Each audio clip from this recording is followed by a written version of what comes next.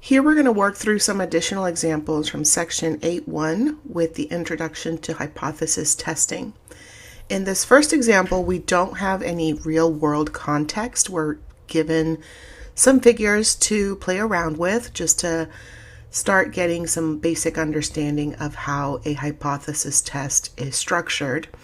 So we're given that the test statistic is a z-score equal to positive 1.61, and that we are testing a claim that a population proportion P is greater than 70%, or that P is greater than 0.7.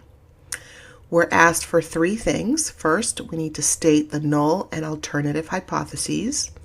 Then we're going to calculate the p-value for the test. And finally, we're going to decide whether to reject the null hypothesis or fail to reject the null hypothesis using a significance level of 0.10. So alpha will be 0.10. First, let's state the null and alternative hypotheses.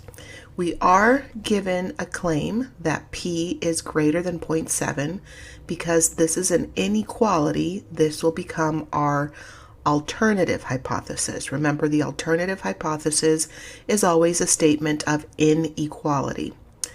The counterclaim, therefore, will be the null hypothesis that P is equal to 0.7. Recall that a null hypothesis is always a statement of equality.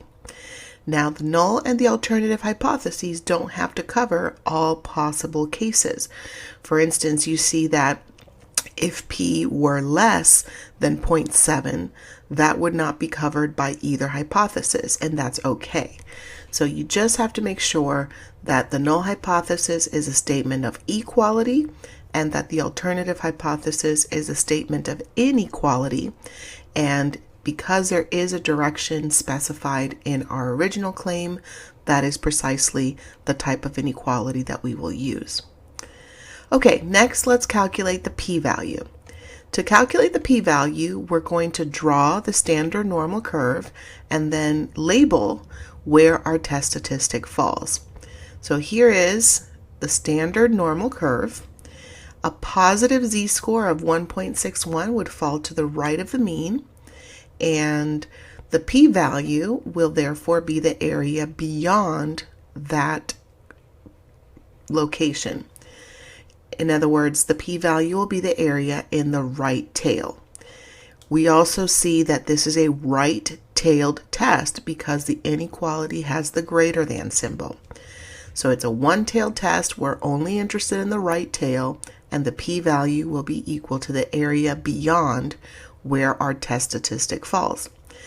Using table A2, we find therefore that the p-value is 1 minus 0.9463, which is equal to 0.0537.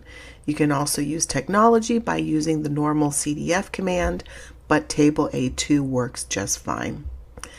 Recall that table A2 gives you areas to the left of any z-scores that you look up, so we'll use the complement rule and subtraction from 1 to find the area to the right.